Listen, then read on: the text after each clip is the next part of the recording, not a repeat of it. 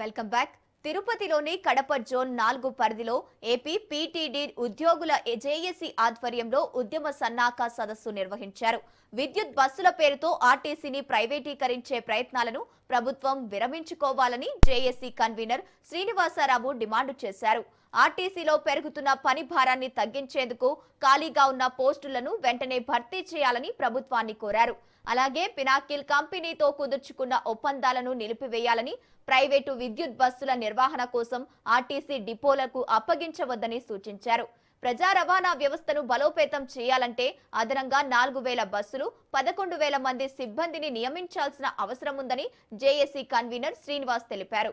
ఉద్యోగుల డిమాండ్ల సాధన కోసం ఈ నెల 23, 24 తేదీల్లో రాష్ట్ర వ్యాప్తంగా అన్ని డిపోల ఎదుట శాంతియుత నిరసన కార్యక్రమాలు నిర్వహణకు జేఏసీ పిలుపునిచ్చింది.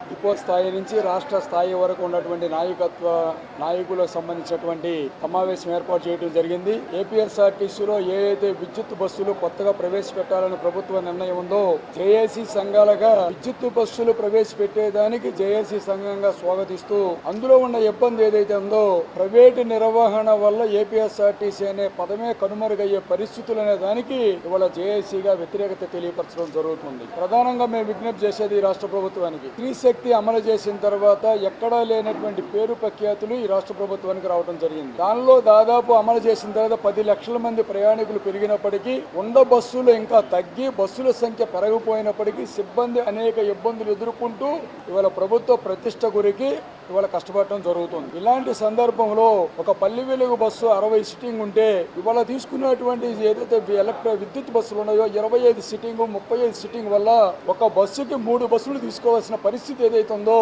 ఇవాళ దాని వల్ల ప్రయాణికులకు ఇబ్బంది కలిగే 3 బస్సులు తీసుకోకుండా ఒక బస్సు మారిస్తే ప్రయాణికులకు కలిగే ఇబ్బందులు ఏదైతే ఉన్నాయో వాటిని తక్షణం ప్రభుత్వం గమనించాలని, ఆ మేరకు ఇప్పుడు దాదాపు ఉన్నటువంటి 11,000 బస్సులకి దాదాపు 30,000 బస్సుల దాకా కొనాల్సిన ఆవశ్యకత ఉంది అనేది ఈ సందర్భంగా విజ్ఞప్తి చేస్తున్నాం. మేము ముఖ్యంగా